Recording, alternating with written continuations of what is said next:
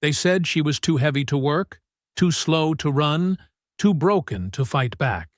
Her name was Mercy, and on the Grafton plantation, her weight wasn't just mocked. It was used to strip her of dignity. When her master, Henry Grafton, proud and cruel, ran out of money, he sold her in front of everyone. The men laughed. The women looked away. But Mercy, she didn't beg. She smiled. Because she carried something no chain could hold. Knowledge of the silver Grafton hid, and the patience to turn humiliation into a weapon. By the time the river stopped moving, one man was gone, and another would soon wish he'd drowned with him. They called her useless, but when Mercy rose from the swamp, the South learned. Even the heaviest woman can make the whole world tremble. Before we go any further, comment where in the world you are watching from, and make sure to subscribe, because tomorrow's story is one you don't want to miss. The lard clung to Mercy's wooden spoon like a reluctant child. She scraped it carefully into the tin pail, her movements deliberate, each motion practiced from years of the same chore. Dawn painted the smokehouse in shades of blue-gray, filtering through cracks in the weathered boards.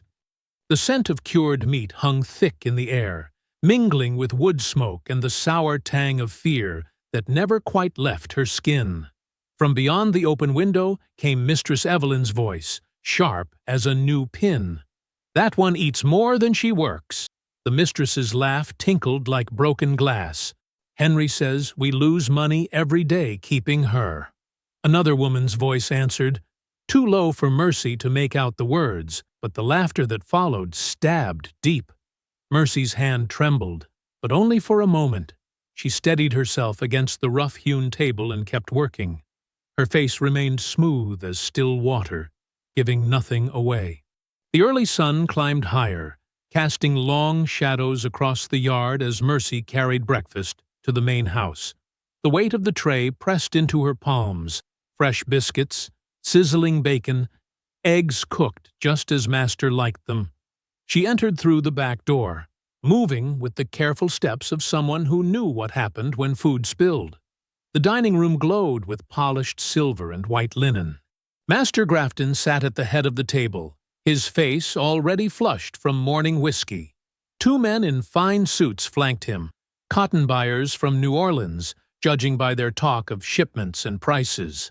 "Here she comes, finally," Master Grafton announced as Mercy set down the tray. "Slower than molasses in January." The men chuckled, eyes sliding over Mercy as if she were furniture. She kept her gaze on the floor, arranging plates with practiced care. "Could feed 2 field hands on what she eats," Grafton continued, pouring coffee for his guests. "Ain't that right, Mercy?" "Yes, Master," she murmured, the words worn smooth from years of repetition. His hand shot out, grabbing her wrist. "Speak up when I talk to you." "Yes, Master," she said louder, feeling the bones in her wrist grind together. Grafton released her with a small shove. "Get on now, and tell Clara to bring more coffee."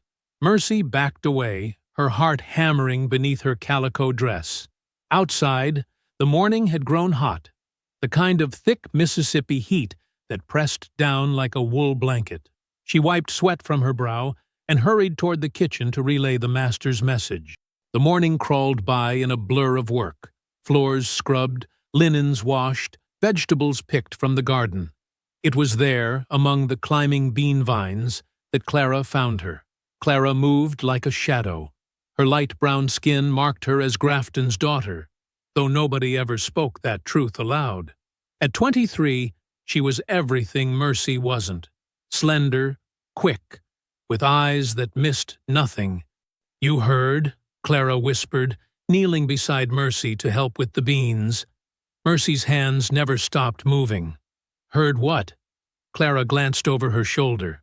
"Master's been meeting with the bank men. The cotton ain't bringing what it used to. They say he owes more than this whole place is worth." A chill ran through Mercy despite the heat. "What's that mean for us?" "Means he's looking to sell what he can." Clara's voice dropped even lower. Anybody who can't fetch a price worth keeping, they'll be first to go." The words settled in Mercy's stomach like stones. She had seen it before. Slaves sold off when times got hard, families torn apart like paper. "You sure?" Mercy asked, though she already knew the answer. Clara nodded. "Mistress was crying last night. They fightin' about money again." They worked in silence after that, the only sound the soft plunk of beans hitting the wooden basket. Mercy's thoughts churned like storm clouds. At 36, she wasn't young anymore. Her hands were strong from years of work, but her size made her less desirable to buyers looking for field hands. Master had commented on it often enough, especially when the whiskey loosened his tongue. The afternoon sun beat down mercilessly as Mercy carried water to the wash-house. That's when Tobias found her. The stable boy was barely 16, all gangly limbs and watchful eyes. "Miss Mercy," he said, pretending to check the water pump. Master was in the study with Mr. Whitfield from the auction house. Mercy felt her chest tighten. "What they say?" Tobias kept his voice low. Master said, "That big sow's worth more sold than fed." Then they was looking at papers and talking about Thursday. Thursday, 2 days away. The auction day in Greenwood. "You sure he meant me?" Mercy asked, though the answer was written across Tobias's worried face. "I'm sure," he whispered. "Be careful, Miss Mercy." That night, alone in her cabin, Mercy sat on her thin pallet. Through the gaps in the rough planks, moonlight sliced the darkness into silver ribbons. Her mind traveled back 2 months, to a night when Master Grafton had staggered into the smokehouse, drunk and boasting. "Smart as a whip, I am," he'd slurred, not realizing Mercy was cleaning in the shadows. "Bank won't get what's mine." He'd proudly thumped a wooden crate lid where he'd burned a crude map, X marking the spot behind the smokehouse where he'd buried his silver coins. "Insurance," he'd called it, laughing at his own cleverness. Mercy had said nothing, but her eyes had memorized every line on that makeshift map. Every twist of the path, every landmark burned into the wood, had burned equally into her mind. Now she lay on her pallet, staring at the ceiling. Sleep impossible. Through the thin walls of her cabin, she could hear the main house, the creak of floorboards, the murmur of voices, then clearer, the clink of coins and Master Grafton's low voice. "Tomorrow's sale should cover it," he muttered. "That fat one first, then maybe the boy." The coins clinked again, followed by the thud of a box being closed. Mercy's breath caught in her throat. Not Thursday, then. Tomorrow. The night air pressed down, heavy with the promise of rain and the certainty of what morning would bring. She closed her eyes, but sleep wouldn't come. Instead, she saw the map from the crate lid, every line and curve perfect in her memory. Behind her closed lids, those marks transformed. No longer just a path to silver coins, but perhaps something else entirely. Something like hope. Or revenge. The morning came too quickly, the rooster's cry cutting through Mercy's restless dreams. She rose with stiff joints, her body protesting the hard palate and the harder truth of what today would bring. Outside her cabin window, the first wagon rolled up the long drive, wheels crunching on gravel. Then another. And another. By the time Mercy splashed water on her face from the wash basin, the yard had filled with men in wide-brimmed hats and women in fine dresses, all come to see what Grafton Plantation had to sell. Mercy tied her headscarf tight, smoothed her faded dress, and stepped out into the morning light. The visitors moved around her like water around a stone, hardly noticing her presence. Their laughter floated on the air, mixing with the smell of tobacco smoke that curled from pipes and cigars. "Mercy!" Mistress Evelyn's voice cut through the noise. She stood on the front porch, her face pinched with annoyance. "These steps are filthy. Get the scrub brush and bucket. I want this porch spotless before the auction starts." "Yes, mistress," Mercy replied, keeping her voice even. The pine boards of the porch were already clean from yesterday's work, but Mercy fetched the brush and bucket anyway. She filled it with water from the pump, added lye soap, and carried it back to the house. The weight of the full bucket strained her arms, water sloshing over the sides with each step. She knelt on the porch, her knees protesting against the hard wood. The lye soap bit at her hands as she dipped the brush and began to scrub. Around her, feet shuffled past, polished boots and leather shoes, the hems of expensive dresses brushing near her fingers. "Harder now," Mistress Evelyn said, standing over her. "I want to see my reflection in those boards."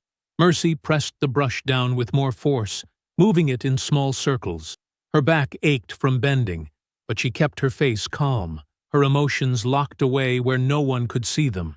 From the side lawn came Master Grafton's booming voice. He had gathered a group of men around his prized horses, showing off their lines and breeding. Mercy kept scrubbing, but her ears caught every word. "Fine stock," Grafton proclaimed. "Unlike some on this plantation." The men laughed. "Got one so lazy and fat, she eats more than my best field hand produces." More laughter.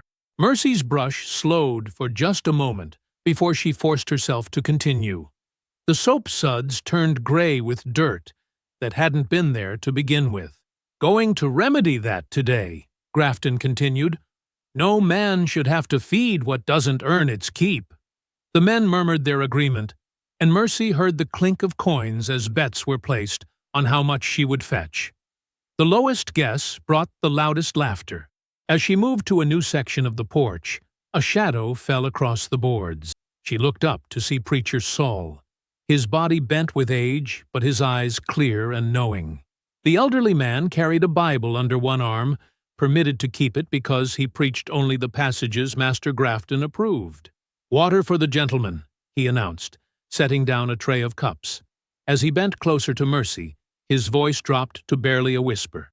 "The first shall be last, and the last shall be first," he murmured, his eyes meeting hers for just a moment. Before she could respond, he straightened and moved away, serving water to the visitors with a subservient smile that never reached his eyes. Mercy watched him go, his words settling deep inside her like seeds in fertile soil. The sun climbed higher, beating down on the plantation with merciless heat.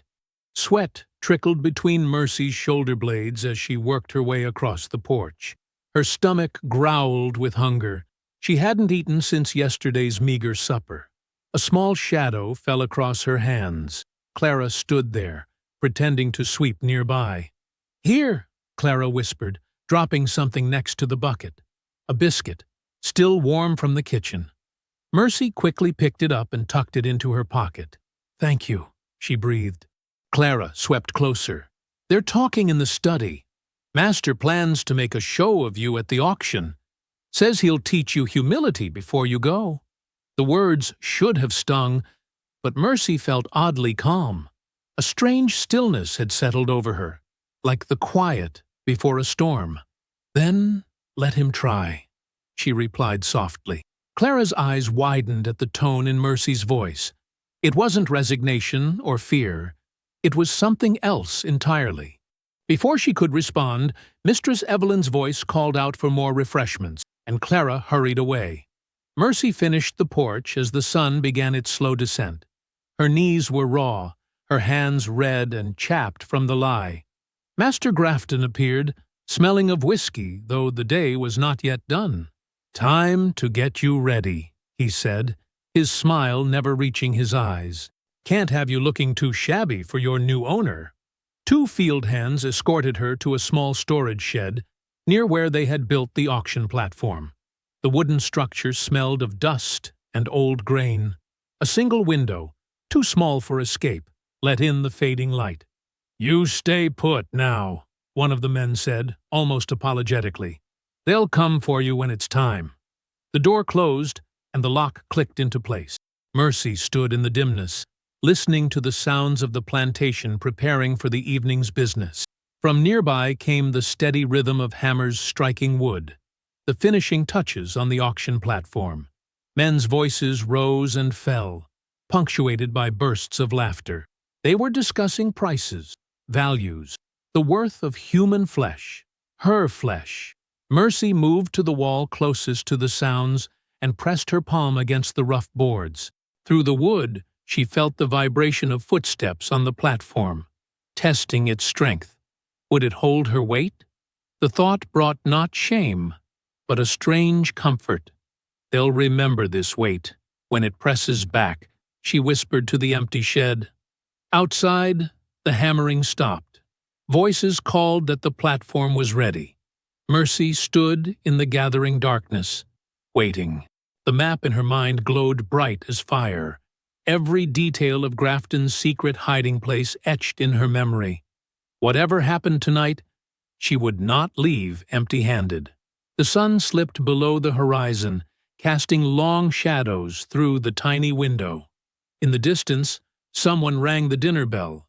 Soon, they would come for her. Morning arrived bright and cruel. Mercy woke to the door of the shed being thrown open. Two men stood silhouetted against the harsh sunlight. One of Grafton's overseers and a field hand she barely knew. Their faces were set in grim lines. Time, was all the overseer said. Rough hands pulled her to her feet.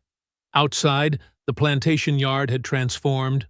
A wooden platform stood in the center, surrounded by rows of chairs where buyers sat fanning themselves against the heat. Others stood in clusters, pointing and whispering as Mercy emerged from the shed. "Wrists!" the overseer commanded, producing a length of coarse rope. Mercy extended her arms, watching as he bound her wrists together, the hemp biting into her skin. They hadn't let her clean up or change clothes. Her dress was still stained with lye soap and sweat from yesterday's scrubbing. "Move," the overseer said, pushing her forward. The crowd parted as she approached the auction block. Mercy felt the weight of their stares, some curious, others cruel, a few pitying. She kept her eyes on the ground, counting her steps, focusing on the feel of the warm dirt beneath her bare feet. The wooden steps creaked as she climbed to the platform. Standing center stage, Mercy finally lifted her gaze. The crowd seemed larger now. At least 30 people gathered to witness her humiliation. Master Grafton stood off to the side, dressed in his finest coat despite the heat, a smirk playing at the corner of his mouth. "Ladies and gentlemen," called the auctioneer, a thin man with a voice like stretched leather, "next lot for your consideration." A ripple of laughter moved through the crowd. In the front row, a red-faced man in a checkered vest nudged his companion. "Bet she weighs more than my prize hog." $5 says she tops 300 pounds, another called out. Coins clinked as bets were placed. Mercy stood still as stone, her face betraying nothing while inside her chest, her heart hammered against her ribs. "Come now," the auctioneer continued, circling her like a hawk. "Good worker, healthy, 36 years of age, can cook, clean, tend garden. Startin' bid at $600. The silence that followed seemed to stretch into eternity. Not a single hand raised. The auctioneer's smile faltered. $500 then. Who'll give me $500? More silence. A few coughs. Someone snickered. Master Grafton stepped forward, his face flushing with anger and embarrassment. "What's the matter with you all? She's worth at least that." "For what?" called a voice from the back. "Eating you out of house and home?" The crowd erupted in laughter.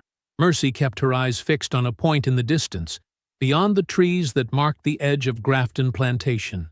She didn't flinch, didn't blink away the tears that threatened to form. Grafton climbed the steps to stand beside her on the platform. He grabbed her arm, fingers digging into her flesh. "Listen here. She may be big, but she works. Show them your hands, girl." He yanked her bound wrists up, displaying her calloused palms to the crowd. "These aren't idle hands." $400, someone finally called half-heartedly. $350, countered another, sounding bored. Master Grafton's grip tightened, his knuckles white with rage. He'd expected more, needed more to cover his mounting debts. Mercy could see the desperation hiding behind his anger. "You folks don't know what you're passing up," he sneered, releasing her arm and addressing the crowd. "She's fat enough to feed the whole parish if times get hard."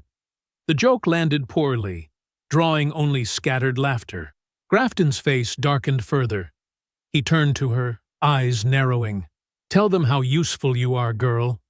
Something shifted inside Mercy then. A lifetime of swallowed words rose up her throat. She lifted her chin and looked directly at him. "You wouldn't sell me if they knew where your silver's buried, master."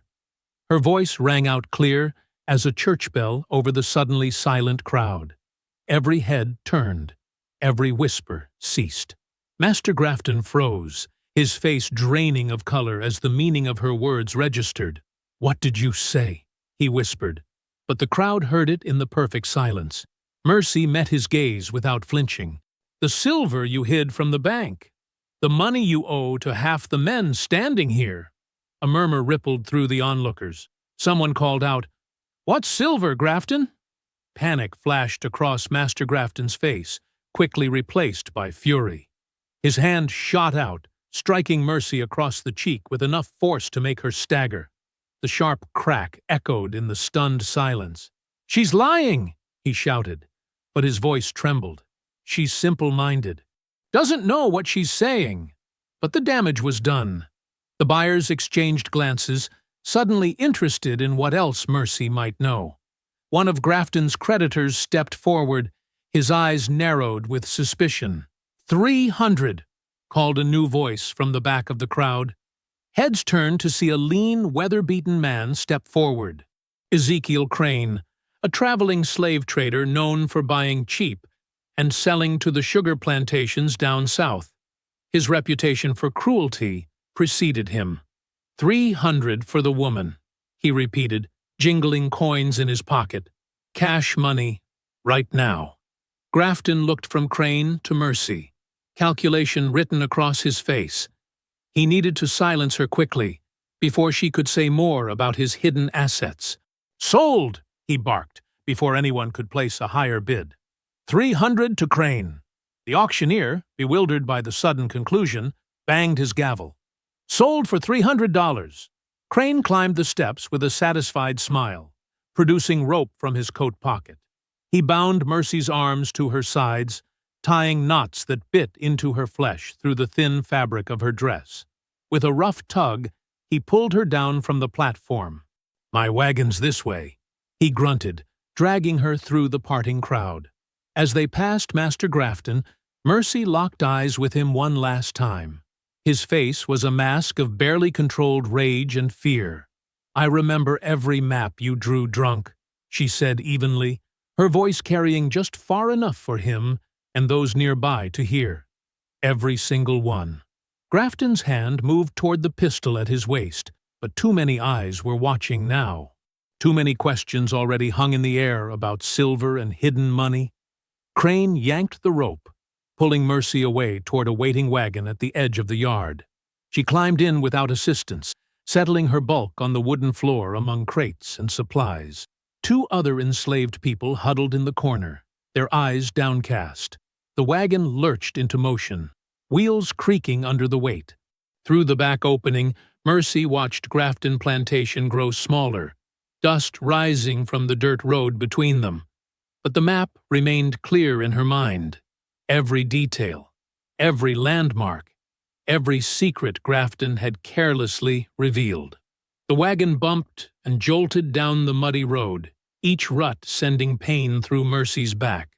Gray clouds hung low overhead, promising rain but withholding it, leaving the air thick and hard to breathe. She sat among 5 others, all chained at the ankles, bodies swaying with the uneven motion of the wheels. Mercy studied her fellow captives without turning her head. To her right sat an elderly man, whose hands trembled constantly. Across from her, 2 young men, barely more than boys, huddled together. Beside them was a scarred field hand, perhaps in his 30s. his face a map of old wounds and quiet suffering. At the far end sat a young woman, thin and shaking, whose eyes remained fixed on some distant point, as if seeing something no one else could. At the front, Ezekiel Crane hunched over the reins, his broad shoulders twitching whenever the wagon hit a particularly deep hole. A leather whip lay coiled beside him, ready for use. The outline of a bottle protruded from his hip pocket, and even from several feet away, Mercy could smell the sharp tang of whiskey that clung to him like a second skin. "Water," croaked the elderly man, his voice barely audible over the creaking wheels. Crane didn't turn around. "You'll drink when we stop. Keep quiet." Mercy shifted her weight, trying to find a position that didn't make her legs cramp. The chains bit into her ankles, already raw from 2 days of travel. She'd had little to eat beyond stale bread and thin soup, but hunger was the least of her concerns. She needed to learn, to watch, to understand the man who now owned her. By midday, rain finally began to fall in fat, heavy drops. Crane cursed and pulled a tarpaulin from beneath the seat, tossing it back at them. "Cover yourselves. I ain't nursing sick slaves," he barked. The scarred man caught the tarp and carefully spread it over all of them, his movements deliberate and practiced. As his hands brushed near Mercy's, he glanced at her briefly. "Elijah," he whispered, so softly she almost missed it. "Mercy," she replied, equally quiet. That night, they camped beneath a stand of oak trees. Crane built a fire, cooked a rabbit for himself, and tossed them each a piece of hardtack bread. He uncorked his bottle and drank deeply, his eyes growing glassy as the fire burned low. When he finally staggered to his bedroll, he slept quickly and heavily, his snores punctuating the night air. Mercy noted how completely the whiskey claimed him, how he didn't stir even when one of the young men coughed violently. The next morning brought more rain and mud. The wagon wheels sank deeper, forcing them all to climb down and push, while Crane cursed and struck the mules. The young woman stumbled and fell, earning a lash from Crane's whip that left a thin red line across her shoulders. "What's your name?" Mercy asked her quietly when they were back in the wagon. "Naomi," she answered, her voice barely a whisper. "They took my baby." She was only 3 months old. Her hands moved constantly, as if rocking an invisible child. "I'm sorry," Mercy said, feeling the inadequacy of the words. As the day wore on, Elijah edged closer to Mercy. "He's taking us to Bayou des Lys," he murmured. "Sugar plantations. Few come back from there." "You been this way before?" Mercy asked. Elijah nodded. "Third time sold. First time this far south." His fingers traced one of the scars on his forearm. "We follow the river all the way. Another 4 days if weather holds." That evening, as Crane set up camp, Mercy watched him more carefully. He kept a small tin box tucked beneath the driver's seat, checking it whenever he thought no one was looking. Coins clinked inside, the sound of Mercy's purchase price and whatever other money he carried. When he ordered them to gather firewood, she pretended to stumble, falling heavily to her knees with a convincing moan. Crane stomped over, annoyed. "Get up, woman," he growled. "My chest," Mercy gasped. "Can't breathe right." Crane scowled. "I paid good money for you. Don't you die on me." He loosened the rope around her middle, giving her lungs more space to expand. "Better?" Mercy nodded weakly, but her eyes were sharp, taking in every detail of how he tied the knots, how quickly he could loosen them, how close he needed to be to do so. Later that night, while the others slept, and Crane snored by the fire, Mercy stared at the stars. The Big Dipper hung low in the northern sky. She'd learned from Clara which stars pointed north, which meant they were indeed heading south and west, deeper into Louisiana territory. Northwest was fading behind them with each passing mile. "You watching the stars?" Elijah's voice came soft beside her. "Yes," Mercy whispered back. "My friend taught me they're like a map in the sky. My father said the same, Elijah replied. Said they led people to freedom sometimes. Mercy turned to look at him, seeing the moonlight reflect in his eyes. Have you tried? To run? Twice, he answered, touching a particularly deep scar on his neck. Got this the second time. Naomi stirred on Mercy's other side. I hear water, she whispered. The river must be close. It is, Elijah confirmed. We'll cross tomorrow, probably. There's a ferry Crane uses. Man owes him favors. Mercy absorbed this information, adding it to what she'd already gathered. Crane's drinking habits, the location of his money, the direction of their travel, the proximity of the Mississippi River, how deeply he slept after whiskey, how the keys to their chains hung from his belt. All through the night, Mercy's mind worked, fitting pieces together like a quilt pattern.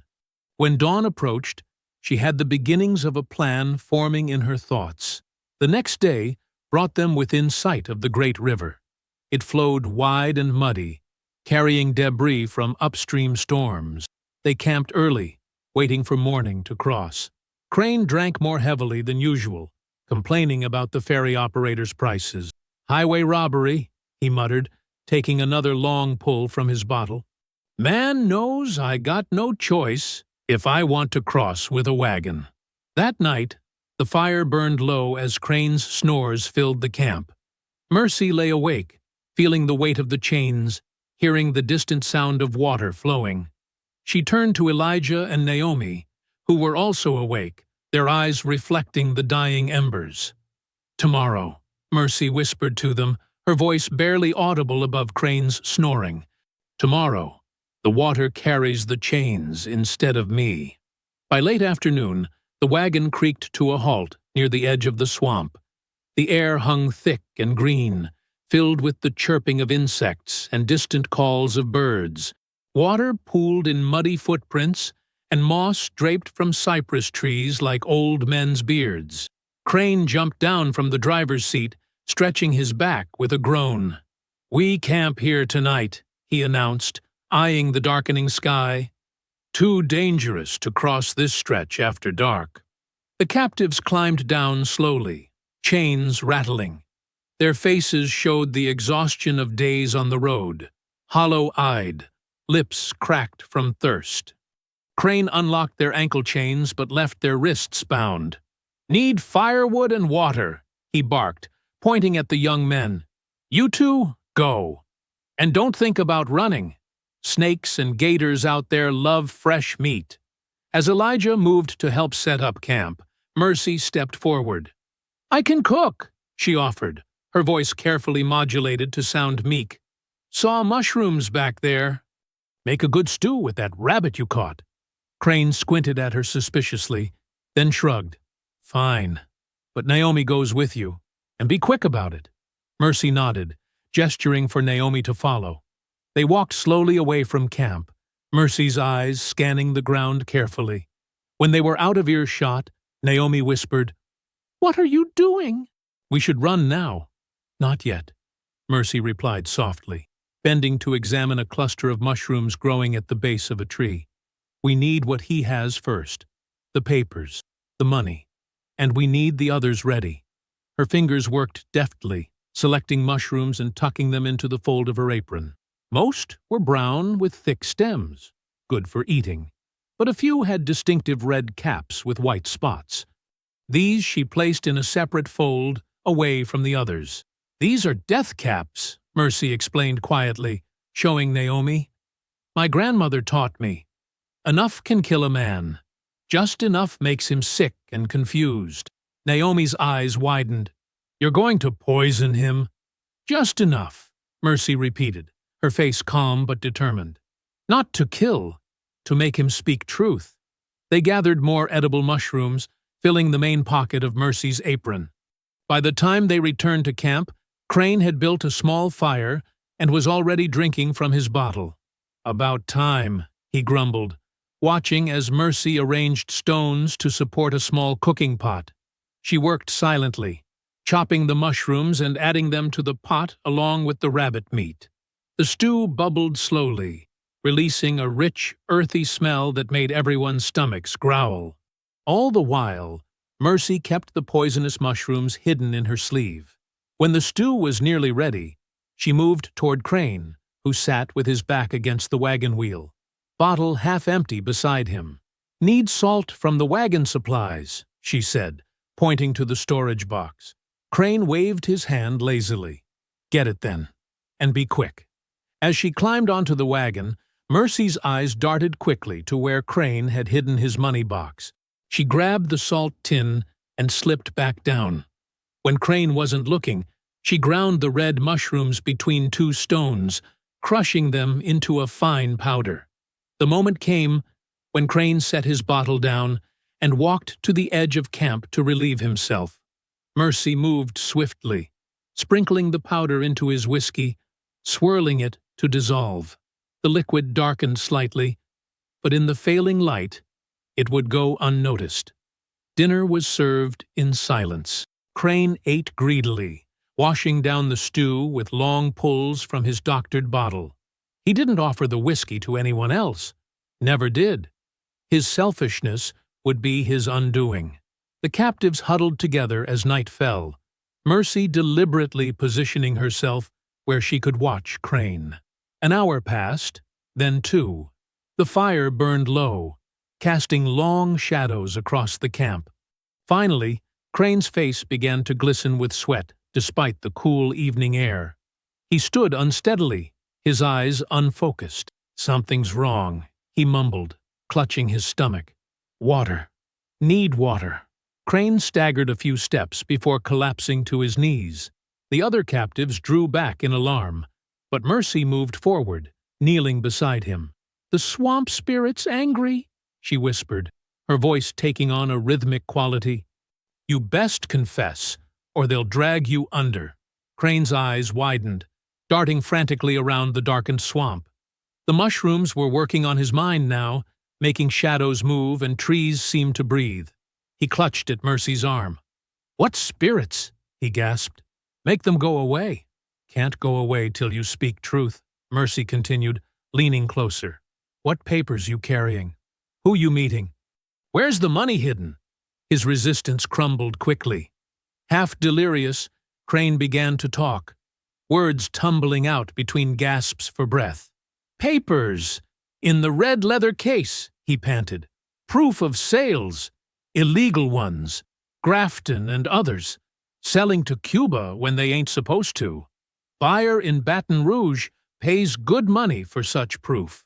Uses it for blackmail." Mercy nodded slowly. "And the gold? For bribes?"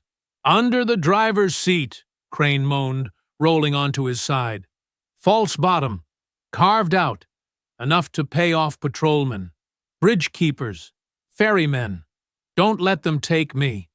The others had gathered closer now, listening in amazement as the trader revealed his secrets. Elijah caught Mercy's eye, a new respect showing in his gaze. "How many days to Baton Rouge?" Mercy asked, pressing her advantage.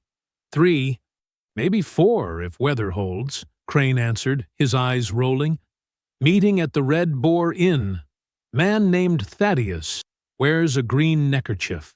Sweat poured from his face now, soaking his shirt collar. His breathing came in ragged gasps, but Mercy knew he would survive. The dose had been carefully measured, enough to break his mind temporarily, not stop his heart. As the night deepened, Crane fell into fitful sleep, occasionally crying out about shadows and water spirits. The other captives moved closer to Mercy, their faces questioning. "We leave before dawn," she whispered. "I'll get the keys from his belt while he sleeps." "What about the papers? The gold?" Elijah asked. "We take them," Mercy answered simply. "Might need them later." By the first gray light of morning, Crane lay half-conscious on the damp ground. Mercy had already retrieved the keys, unlocked everyone's bonds, and found the hidden compartment under the driver's seat.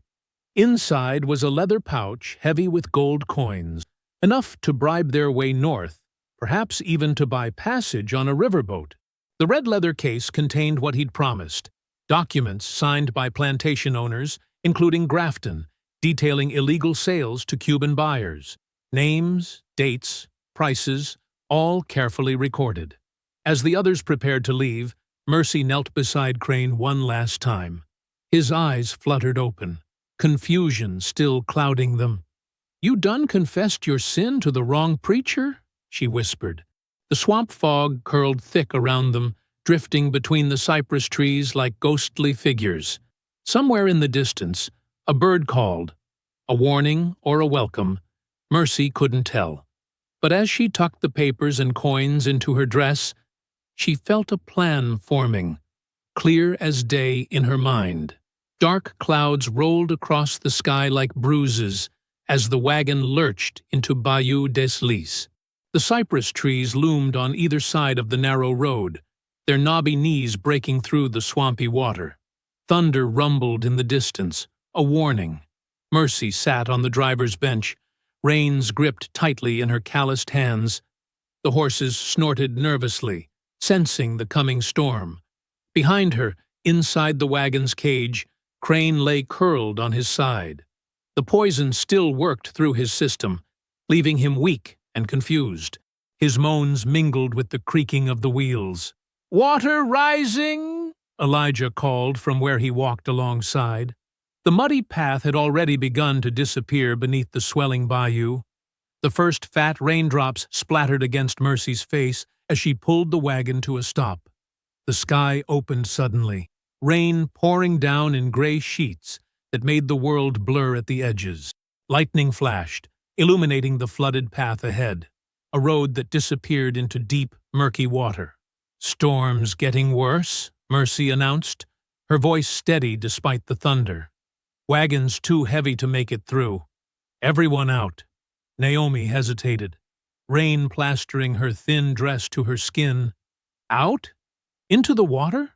Safer to wade than drown if the wagon sinks," Mercy explained, climbing down from the bench. "Everyone stay close to the edge. Water's more shallow there." The 5 captives climbed out reluctantly, flinching as cold water rose to their knees. They huddled together, watching Mercy with questioning eyes. She walked to the back of the wagon and peered through the wooden slats at Crane.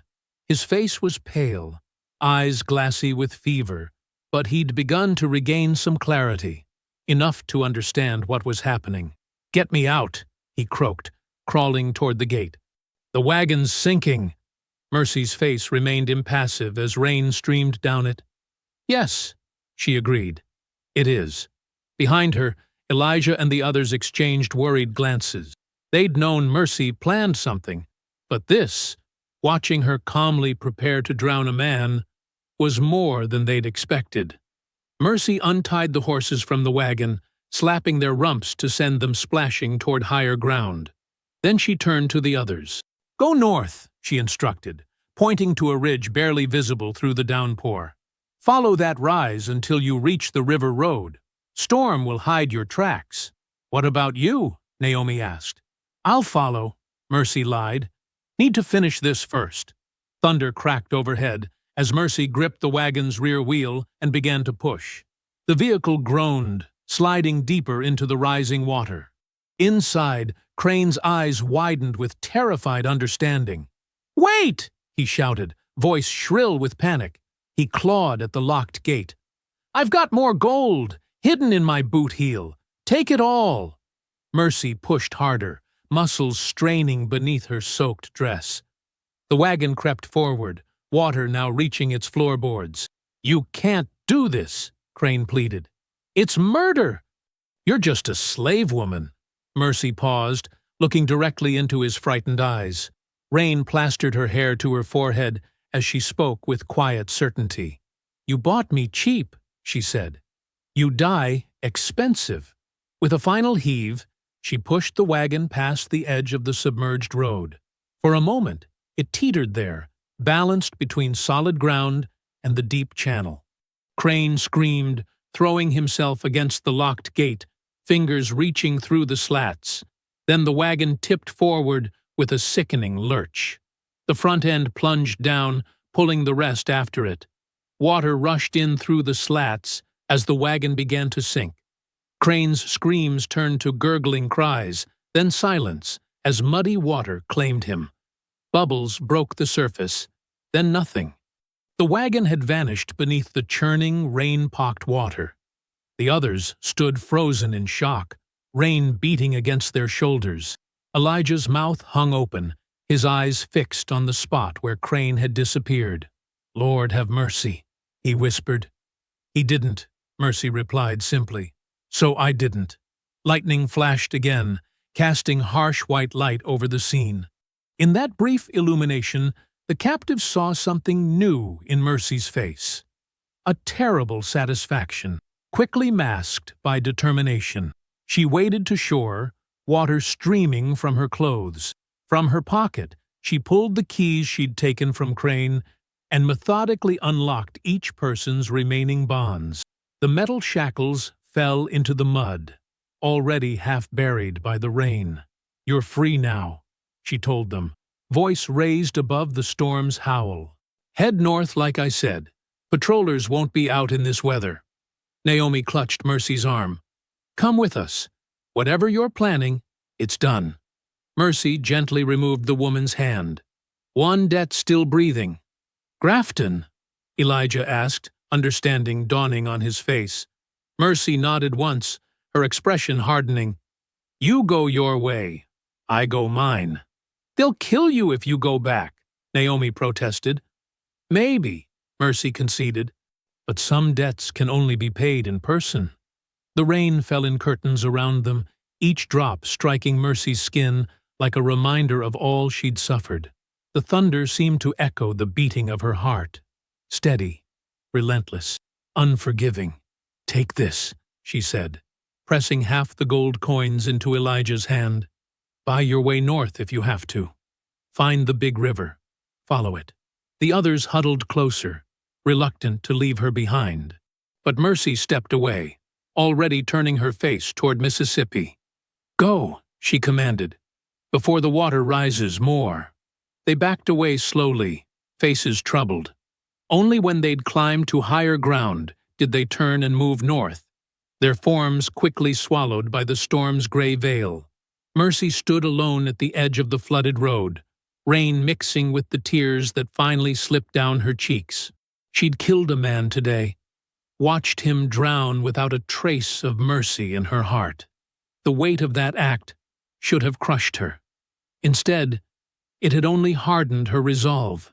She began walking south, each step deliberate despite the mud that sucked at her feet. The storm raged around her, lightning splitting the sky into jagged pieces.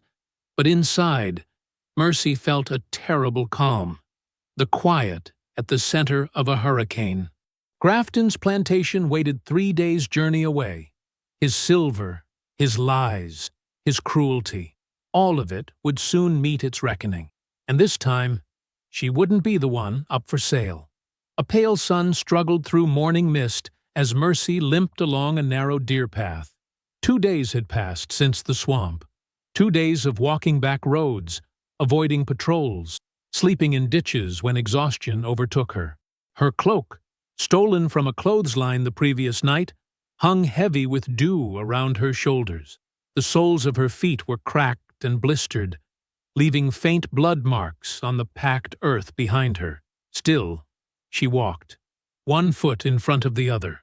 Her body ached, but her mind remained sharp, focused on the single purpose that drove her forward. Grafton. By midday, rain returned, a gentle drizzle that masked her movements as she cut through a cotton field. The plants stood tall and green, not yet ready for harvest. She plucked a leaf and crushed it between her fingers, remembering the countless hours she'd spent bent over these fields as a child, back when her body was small and quick, before the years of kitchen work had widened her frame. As dusk approached, Mercy spotted an abandoned barn in the distance. Its weathered boards sagged against the darkening sky, offering shelter for the night. She checked for signs of habitation before slipping inside. The interior smelled of old hay and mice, but the roof seemed mostly intact. Mercy settled in a corner, her back against the wall. From her pocket, she pulled Crane's papers, the documents that proved Grafton's illegal dealings. She couldn't read the words, but she knew their power. Evidence. Proof. Weapons more dangerous than any knife. Sleep came quickly, pulling her into darkness. When she woke, dawn mist crept through cracks in the barn walls like ghostly fingers. Mercy rose stiffly, muscles protesting. She ate the last of her stolen cornbread, saving a crust for later.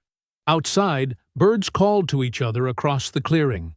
A normal day beginning, though nothing about her purpose felt normal.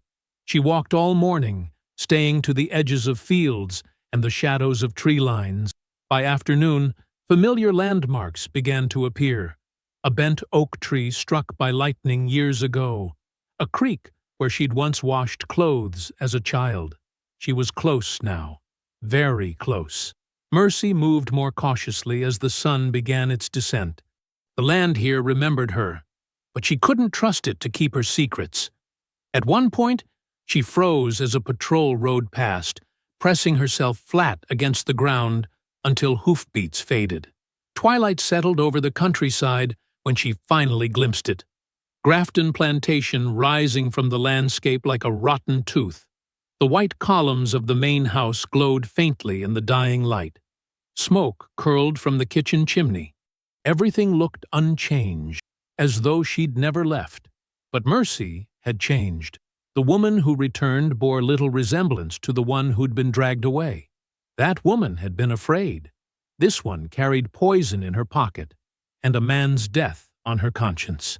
She waited until full dark before creeping closer. From the cover of trees, she watched lights flicker in the mansion windows. Voices drifted across the yard. Laughter, the clink of glasses. Grafton entertaining guests, perhaps? Or preparing for tomorrow's auction. The slave cabins stood in shadow, their small windows mostly dark. Mercy knew each one. Who lived where, which boards creaked, which doors hung crooked. She made her way toward them, staying low, using the night as her shield. Her old cabin remained empty, just as she'd expected. Mercy slipped inside, the familiar smells of damp earth and old wood wrapping around her. Someone had taken her few possessions, the quilt she'd pieced together over years, the wooden comb, the small tin cup. But as her eyes adjusted to the darkness, something glinted on the dirt floor. Mercy knelt, fingers searching until they closed around a familiar object, Clara's necklace. The simple string of wooden beads that Clara's mother had made her, now broken, the cord snapped. Clara would never willingly part with it. Mercy clutched the necklace, a cold dread spreading through her chest. Something had happened. Something bad. A small sound outside made her freeze. Footsteps, light and hesitant, approached the cabin.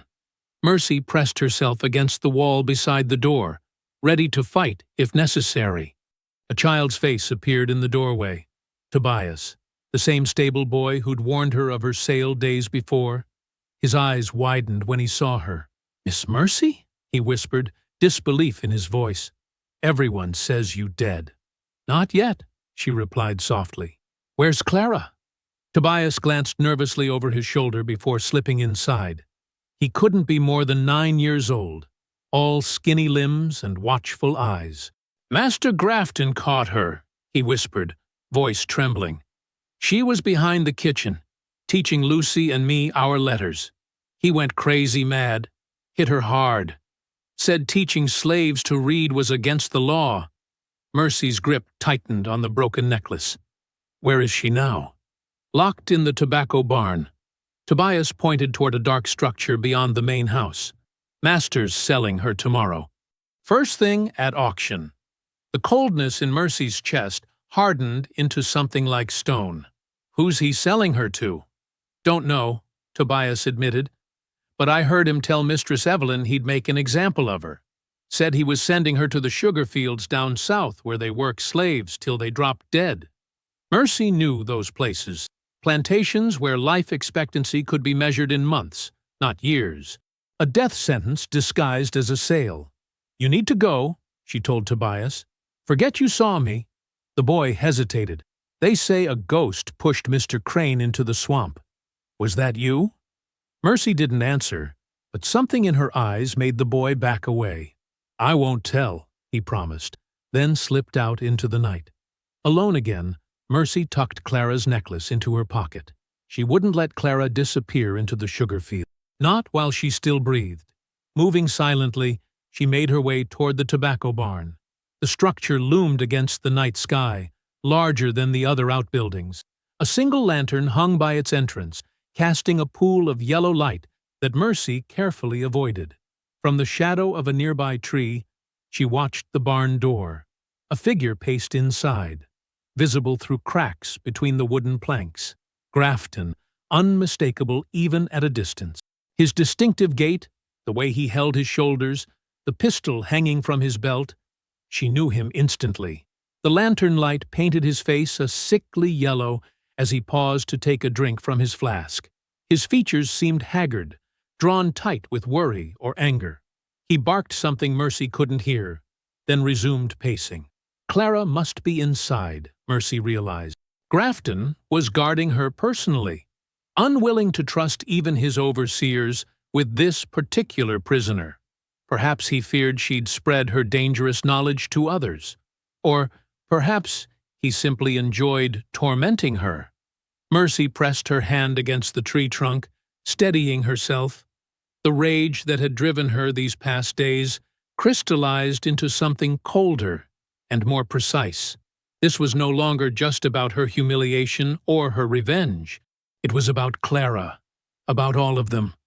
"You sold me once," she whispered, watching Grafton's silhouette move back and forth like a caged animal. "Now it's your turn on the block." Morning arrived without a breeze. The air hung thick and still, promising heat, but delivering only a suffocating closeness that pressed down on the plantation. Grafton Plantation looked almost festive. Colored ribbons draped the porch columns, and servants bustled about with trays of cool drinks and small foods. Master Grafton himself stood at the center of it all, dressed in his finest black coat despite the heat. Sweat beaded on his forehead as he guided his guests across the manicured lawn toward the auction block. The platform had been rebuilt since Mercy's sale. Taller now, with fresh white paint and a new step for displaying merchandise. "Gentlemen, I appreciate you coming on such short notice," Grafton announced, his voice carrying across the yard. "Especially my friends from the bank." He nodded toward three stern-faced men in matching gray suits, who stood slightly apart from the other guests. Mercy watched from behind a wagon, her large frame hidden by a borrowed dress and shawl. A wide-brimmed hat shadowed her face. In the week since her return, she'd observed the plantation routines from hiding, sleeping in the woods and stealing food when necessary. Now she stood among the crowd of cooks and servants who had accompanied their masters to the auction, just another face in the background. The basket over her arm felt heavy, not from its contents, but from what those contents would soon unleash. "As you can see, gentlemen, my finances are quite healthy again," Grafton continued, gesturing toward the freshly painted main house. "This troublesome period of tight credit is behind us. Today's sale will simply remove an unwanted influence from my property." The wealthy planters nodded, sipping cool drinks in the morning heat. The bankmen looked less convinced, their expressions guarded as they surveyed the plantation. Mercy recognized the look of men counting debts. A bell rang, and the crowd shifted toward the auction block. From the tobacco barn, two overseers emerged, dragging a struggling figure between them. Clara, her wrists bound with rope, her dress torn at the shoulder. Dark bruises marked her arms where rough hands had gripped her. Mercy's heart pounded against her ribs. She forced herself to remain still, though every instinct screamed to run forward. Clara was pushed up the steps to the auction platform. Her face, usually composed, showed naked fear as she scanned the crowd. She didn't notice Mercy among the faces. Grafton climbed the steps after her, using his walking stick, though he had no real need for it. The silver handle gleamed in the sunlight as he gestured toward Clara. "This woman," he announced, "was caught teaching other slaves to read. a criminal act under Mississippi law. Rather than involve the authorities, I've chosen to simply remove her from my household." The crowd murmured. Some nodded in approval. Others simply looked bored. Literacy among slaves leads only to rebellion and discontent. Grafton continued, "I will not tolerate such defiance on my property." The auctioneer, a tall man with a booming voice, stepped forward. "Let's start the bidding at $200. Who'll give me $200 for this fine housemaid?" A man near the front raised his hand. "$200. $250, called another. Clara stood rigid, tears streaming silently down her face. Her eyes remained fixed on some distant point beyond the crowd, as though she could will herself elsewhere. Mercy took a deep breath. The moment had come. She moved through the crowd, basket clutched to her chest. No one paid her any mind. Just another slave carrying her master's belongings. "300, someone called. "350, countered another voice. The auctioneer nodded energetically. "350. Do I hear 4? Mercy stepped into the clearing before the auction block. With deliberate slowness, she removed her wide-brimmed hat.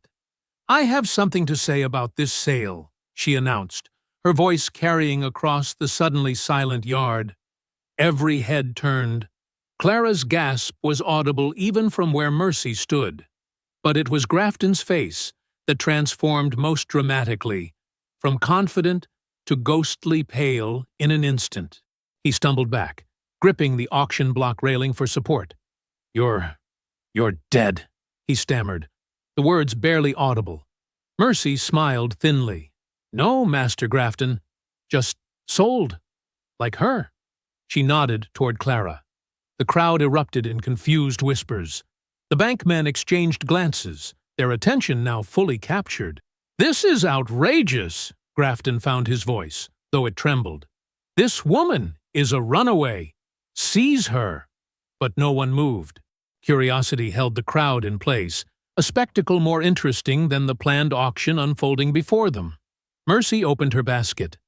"Before anyone buys anything today, they should know what they're really paying for." She withdrew the papers she'd taken from Crane. Water-stained but legible documents bearing Grafton's signature. She held them high for all to see.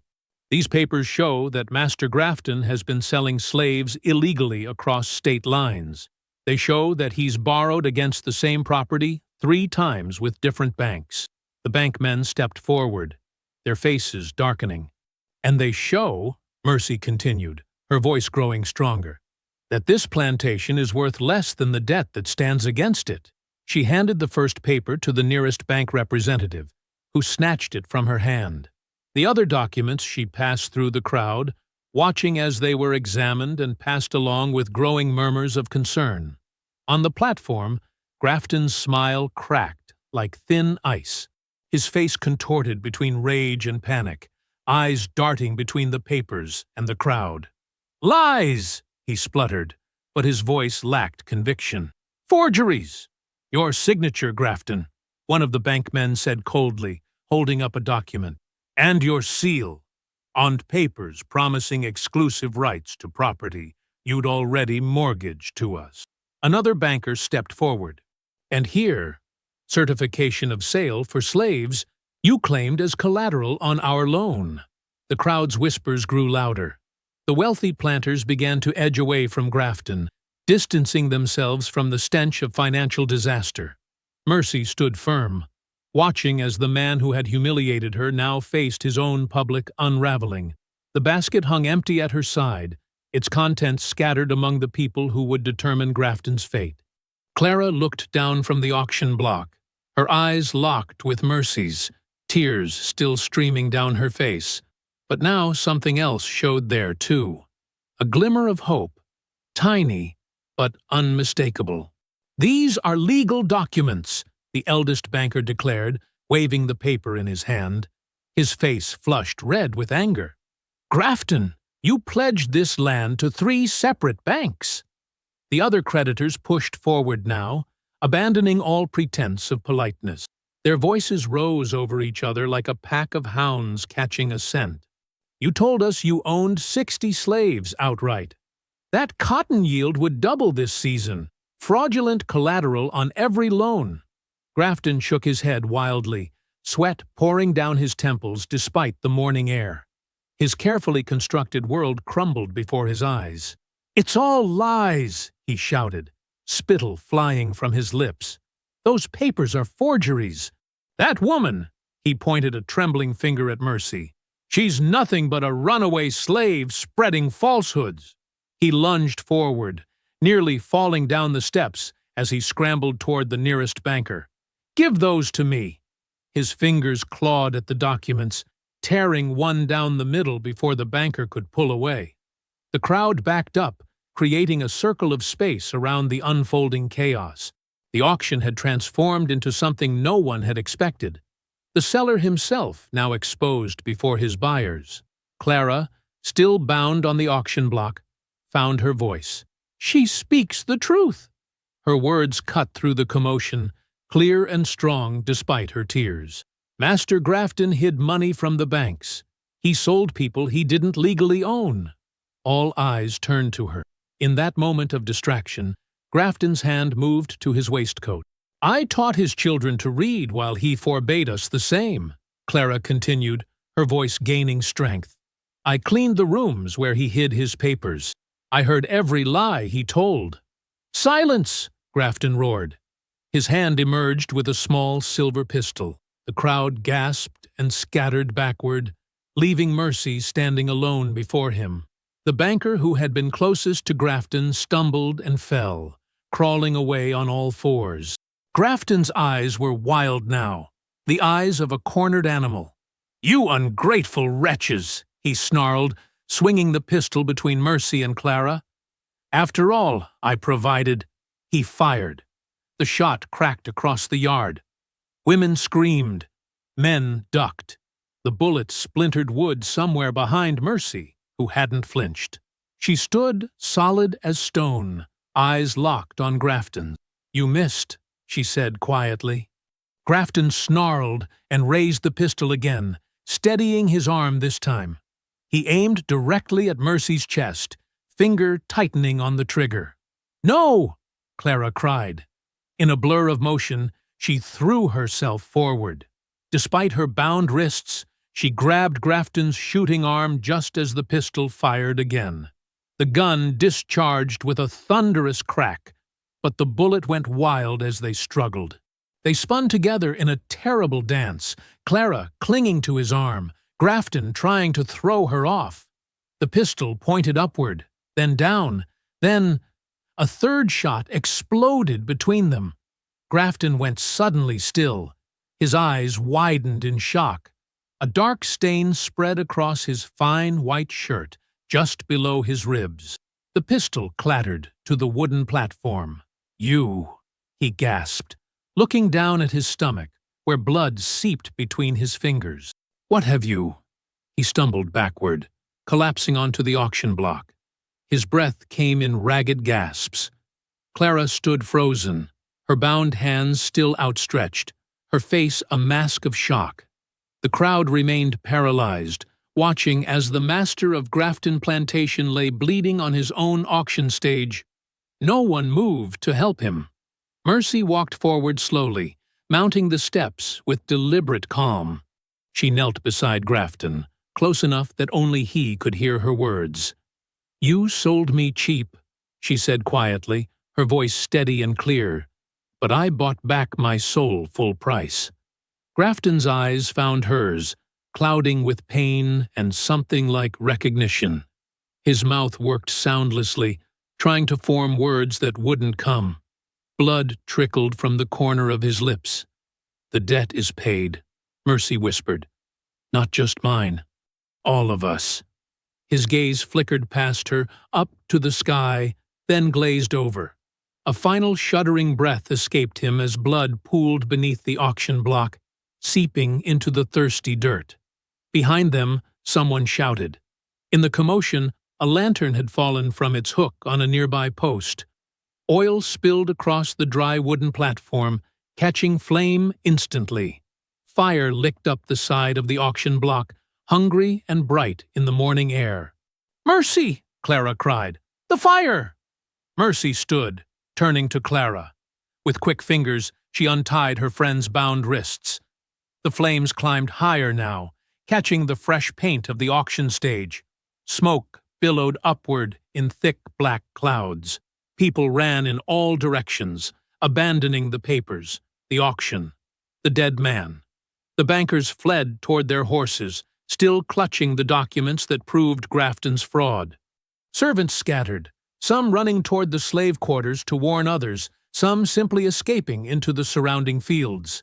The fire raced along the platform, finding the ribbons that decorated the area. They caught like fuses, carrying flame toward the main house where they were tied to the porch columns. "We need to go," Mercy said, pulling Clara away from the spreading blaze. "Now!" They stumbled down the steps together, choking on smoke. Behind them, the auction platform had become a pyre, flames consuming the wood that had held so many lives for sale. Heat pressed against their backs as they ran across the yard. The mansion's porch had caught fire now, dry wood and cotton decorations feeding the hungry flames. Windows shattered from the heat, sending glass spraying across the manicured lawn. "This way," Mercy gasped, guiding Clara toward the tree line beyond the fields. They didn't look back until they reached the cover of the forest. There, hidden among the thick trunks, they turned to see Grafton Plantation transformed. The auction block had collapsed into burning rubble. The mansion's white columns were wrapped in flame, black smoke pouring from every window. The fire painted the morning sky a terrible, beautiful red. "It's gone," Clara whispered, her voice trembling. "All of it." Mercy nodded, her hand finding Clara's. "Yes," she said simply. "It's gone." They stood together at the forest's edge as the place that had imprisoned them devoured itself in flame and smoke. Night fell like a mercy over the land. Stars pierced the darkness one by one, and a half-moon hung silver in the sky. The air smelled of smoke even miles away from what remained of Grafton Plantation. By the river's edge, 3 figures moved quietly through the shadows. Mercy led the way, her large frame steady and purposeful, as she guided Clara and Preacher Saul down to a small clearing hidden by drooping willows. The water lapped gently against the muddy bank, where a flatboat waited, half hidden beneath overhanging branches. "The Lord provides," Preacher Saul whispered, his weathered hand touching the boat's wooden side. His thin frame seemed to gather strength in the moonlight. Just as he parted the waters for Moses, Clara looked nervously over her shoulder. "Will they come after us?" "Not tonight," Mercy said. "Too busy counting their losses." She placed a reassuring hand on Clara's shoulder. "And by morning, we'll be far from here." Mercy had prepared carefully. Earlier, while flames consumed the auction block, she had slipped away to the smokehouse. Behind it, she dug where she remembered seeing Grafton's crude map burned into the crate lid 2 months before. 6 feet down, her fingers had found a metal box. Inside lay silver coins, jewelry, and banknotes, Grafton's secret hoard, hidden from creditors and family alike. Now she pulled a small leather pouch from her dress pocket. It clinked heavily with Crane's gold coins. "Between these and what was buried, we have enough to buy passage all the way north." Preacher Saul nodded, his white hair gleaming in the darkness. The wicked man's treasure turned to righteous purpose. They loaded the boat methodically.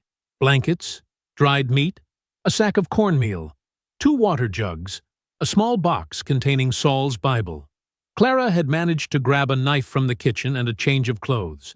Everything they owned in the world fit easily beneath the boat's center bench. As Mercy stowed the last bundle, she paused. From their position, a red glow was visible above the tree line. Grafton Plantation still burning, feeding on decades of cruelty and lies. "Should we wait for others?" Clara asked softly. "There might be more trying to escape in the confusion." Mercy shook her head. "Those who could run already have. The rest will hide until morning." Her voice was firm but gentle. "We can help them better once we're free ourselves." Preacher Saul placed a hand on the boat's bow. "Let us pray before we depart," he said. His voice, though quiet, carried the strength that had comforted so many through years of hardship. They bowed their heads as he spoke. "Lord, guide our vessel through these waters.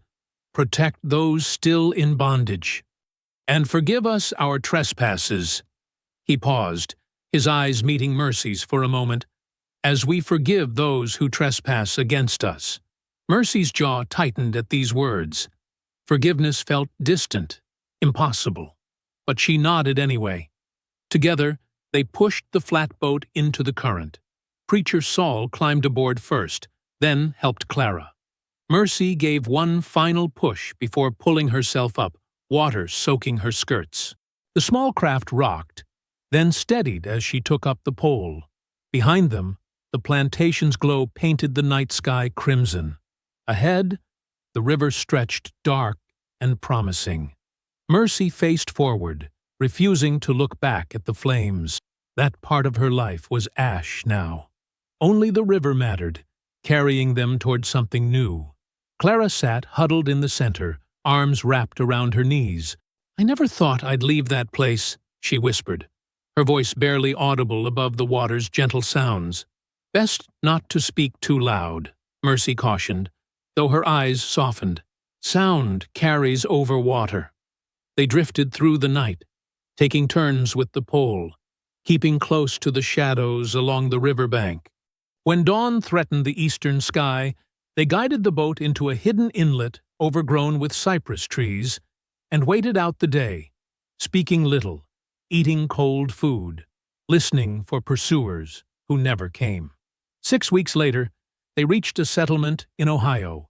A community of free blacks and sympathetic Quakers welcomed them without questions. Mercy used Grafton's silver to secure a small cabin on the outskirts of town. There, they began building something they'd never had, a life of their own making. Word traveled along the secret pathways used by those seeking freedom. Within months, the first runaways appeared at their door, guided by whispered directions. Mercy took them in, fed them, and taught them the safest routes northward. "You know the bayou paths?" one young man asked, amazed at her detailed knowledge of southern waterways. "I learned them with my life," she answered simply. Soon, Mercy began leading groups herself, traveling south to guide others north. She developed a reputation for finding paths others couldn't see, for knowing when to move and when to hide. Her size, once mocked, became her shield. Who would suspect such a large woman of moving so silently through the night?